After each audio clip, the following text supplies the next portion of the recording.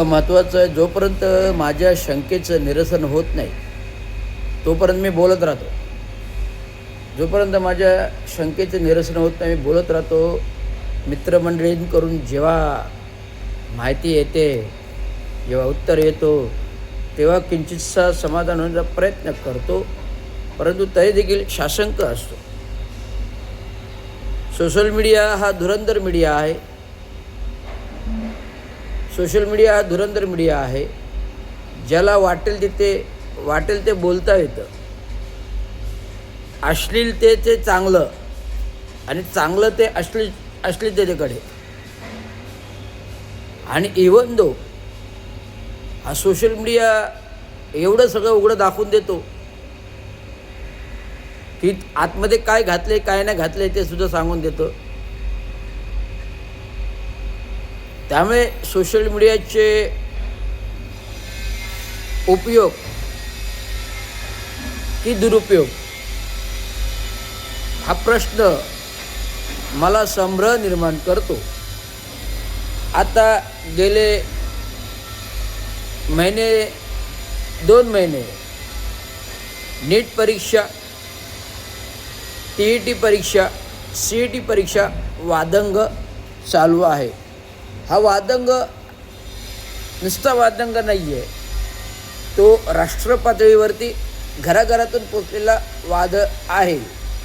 आणि शैक्षणिक धोरण, मुलांचे भविष्य, उज्ज्वलीकरण, उद्याचे भविष्याच्या देशाचे नेतृत्व, उद्याच्या देशाचे उद्योगपती, उद्याच्या देशाचे संशोधक, उद्याच्या देशाचा सैनिक, उद्याच्या देशाचा पायलट, उद्याच्या देशाचा सफाई कामगार देखील नागरिक होऊ शकतो ना. कारण सगळेच जर उच्च शिकले तर शहर कोण स्वच्छ करणार, नगर कोण स्वच्छ करणार? तर सफाई कामगारही पाहिजे ना, चतुर्थ श्रेणी कर्मचारीही पाहिजे ना, मेहतर समाज पाहिजे, वाल्मिकी समाज पाहिजे, काठियावाड समाज पाहिजे. सर्व धर्मीय समभाव, सर्व धर्मीय समभाव हा जो डॉक्टर बाबासाहेब आंबेडकरांनी संविधानाचा मार्ग दिला, मार्गदर्शक तत्त्व दिलं. शिका, संघटित व संघर्ष करा आणि न्याय हक्कासाठी लढा. जो लढा कामगार चळवळीतून दिला आहे, कामगार संघटनेतून दिला आहे, हा लढा हा जगत आहे. हा जगणारा माणूस आहे, हा रवींद्र शिंदे आहे. त्यामुळे मी जे समोर येतं, जे वाचतो, जे पाहतो, त्याच्यावर मला प्रतिक्रिया दिल्याशिवाय राहता येत नाही. जे समोर येतं, जे बोलतो, जे वाचतो, त्याच्यावर मला प्रतिक्रिया दिल्याशिवाय राहता येत नाही. मी प्रतिक्रिया देतो आणि दिल्याच पाहिजे, बोललंच पाहिजे.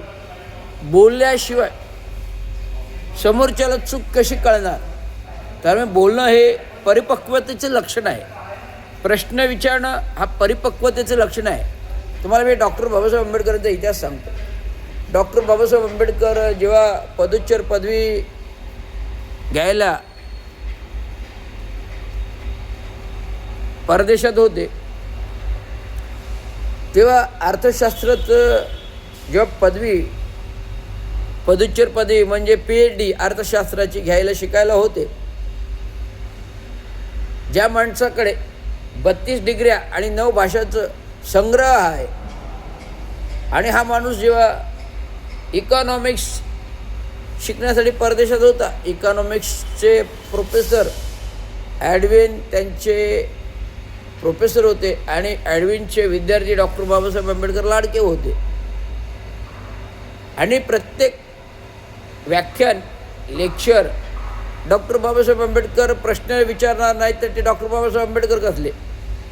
डॉक्टर बाबासाहेब आंबेडकर प्रश्न विचारणार नाही तर ते डॉक्टर बाबासाहेब आंबेडकर कसले? डॉक्टर बाबासाहेब आंबेडकर ॲडविनना प्रश्न विचारत राहायचे. एकदा प्रोफेसरांनी त्यांना विचारलं,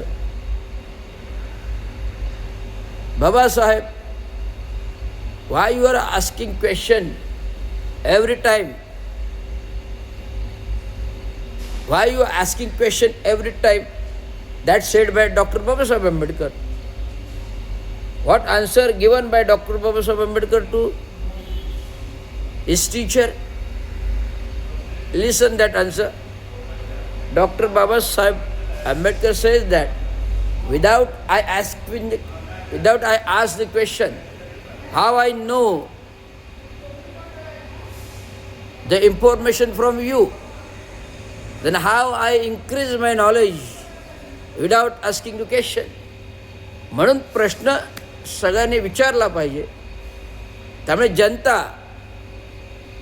हे जे काय टक्क्याचं खोक्याचं सरकार बसलेलं आहे, हे भ्रष्टाचारी सरकार बसलेलं आहे, हे EVM मशीन हॅकिंगचे सरकार बसलेलं आहे, हे वोट चोरी करून बसलेलं आहे, कंटेनर गावखेड्यात पैसे वाटून EVM मध्ये हेराफेरी करून जे मतदान आलं 1000, 2000, 3000, 4000, 5000 आणि लोकांना दाखवलं की आम्ही जनतेच्या मताने बहुमताने निवडून आलो. पण हे लोक जनतेच्या मताने, ही लोक जनाधाराने निवडून आलेले नाहीत. तर EVM हॅकिंग, मतदार चोरी, टक्के आणि खोके आणि कंटेनर पैसे वाटपाने आणि ED, आयोग, निवडणूक आयोग, CBI, पोलीस, अनुसूचित जाती जमाती आयोग सगळं खिच्यात घालून हे सरकार काम करतं आणि समोरच्याला चारी मुंड्या चीट करतं. जरी समोरचा चुकीचा असेल, बरोबर असेल आणि सत्यवादी विचाराचा असेल, त्याला माणसाला कुठे ना कुठे अडकवून चारी मुंड्या चित करणं हे या सरकारचं धोरण राहिलेलं आहे. त्यामुळे मोदीजी म्हणतात की मी रेकॉर्ड केला जो पंडित जवाहरलाल नेहरूंपेक्षा जास्त कार्यकाल पंतप्रधानांचा भोगला. परंतु पंडित जवाहरलाल नेहरूंपेक्षा जास्त कार्यकाल जरी त्यांनी भोगला असेल, परंतु तुमच्या राज्यात महागाईचा वणवा, भ्रष्टाचारीचा वणवा, महागाई, बेकारी, लाजाती, बलात्कार, एप्स्टीन फाईल, कॅप्टन फाईल, ट्रम्पबरोबर लाचारी, देशावर लादलेले एअर स्ट्राईक, पुलवामा, पहलगाम, देशवर लागलेले एअर स्ट्राईक, पुलवामा, पहलगाम, हे तंत्रयंत्र, त्याचे सूत्रधार नरेंद्र मोदीजी पाकिस्तानच्या हस्तकांचे संगमत करून हे सगळं देशावरती घडवून आणि देशाच्या सीमेवर जाऊन सेनेला भेटणं,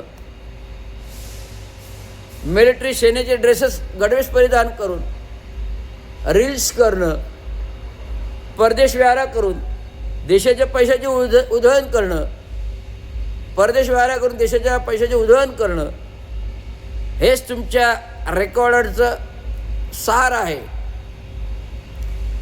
पंडित जवाहरलाल नेहरूपेक्षा तुम्ही रेकॉर्ड केला जास्त कार्यकाल, पण तुम्ही जास्त काळ भारत देश सर्वात जास्त बुडवला.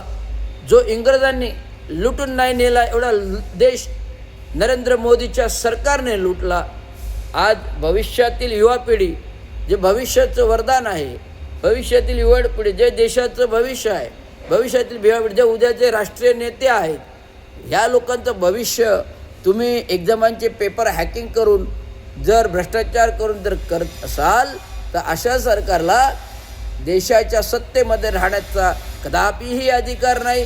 जो देशाभावना ठेवत नाही, जो देश हिताचं काम करत नाही, जो देश लुटतो आणि अदानी आणि अंबानीला विकतो, जो देश लुटतो आणि अदानी अंबानीला विकतो, आणि अशा सरकारनं हे काही अंधभक्त गुणगान गातात, त्यात महिला पण सामील आहेत. हे माझं दुर्भिक्ष आहे.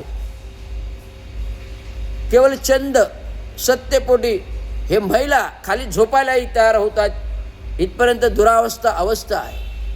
मग ते कंगना रनावत असो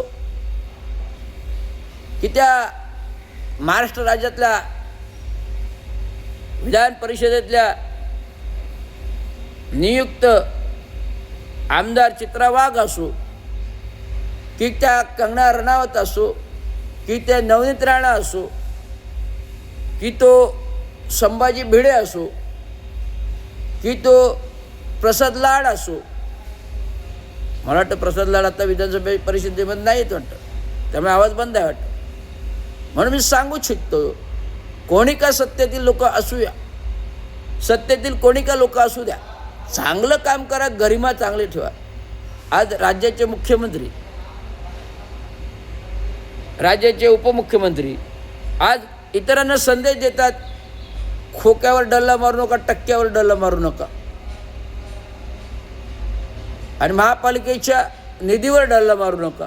हे सांगणारे तुम्ही डल्ला मारून डल्ला मारून डल्ला मारून डल्ला मारून डल्ला झालं तुमचा. हे काय माझ्यासमोरच उदाहरण आहे. हे नारंग विकासकाचं भव्य दिवस संकुलन होते जे माझ्या घरासमोर होते. हे कोणाचं बरे? 150 विकासकांची भागीदारी.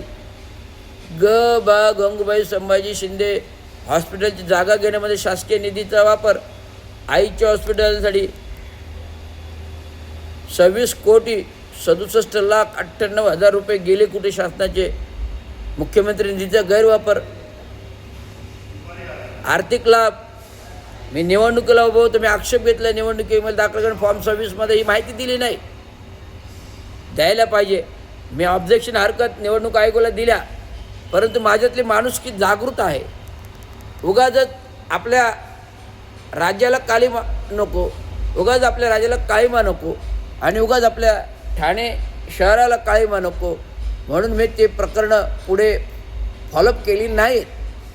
नाही तर मुख्यमंत्री उपमुख्यमंत्रीपद बाद करणारा माणूस एकमेव आहे रवींद्र शिंदे. एकमेव रवींद्र शिंदे हा संविधानाचा रक्षक आहे, कायद्याचा रक्षक आहे, लोकशाहीचा रक्षक आहे, आणि भ्रष्टाचार करणाऱ्यांचा कर्दनकाळ आहे.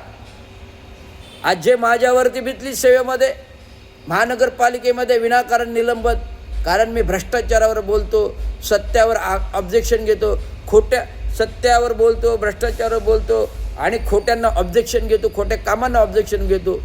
म्हणून आज खोटे काम करण्याची आज रवींद्र शिंदेमुळे फाटलेली आहे. आणि सांगतोय, पुन्हा नादी लागायचा प्रयत्न करायचे नाही, हा इशारा आहे.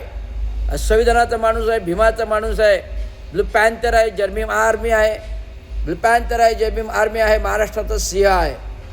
जर उद्या कदाचित जर तुम्ही भ्रष्टाचारी लोक जर माफी मागितली नाही तर रवींद्र शिंदेची गाठ आहे. रविराज रवींद्र शिंदे हा धुरंधर लोकशाहीचा रक्षक आहे, संविधानाचा रक्षक आहे, घटनेचा रक्षक आहे. त्यामुळे मी सांगतो, एक लक्षात ठेवा, आपकी बार ना रहेगा मोदी सरकार ना मोदी का राज. आपकी बार ना रहेगा मोदी का सरकार ना मोदी का राज. हर घर घर में जनता का सरकार, जनता का आधार. यही बात. Yes, I Ravindra Shinde was speaking that. कारण आज आपण धुरंधर भ्रष्टाचाराच्या प्रक्रियेमध्ये अडकलेलो आहोत, भ्रष्टाचारामध्ये बरबटलेलो आहोत. त्यामुळे हा भ्रष्टाचाराला आवाज एकमेव रवींद्र शिंदे देऊ शकतो, हे तुम्हाला लाईव्हद्वारे सांगू शकतो. धन्यवाद.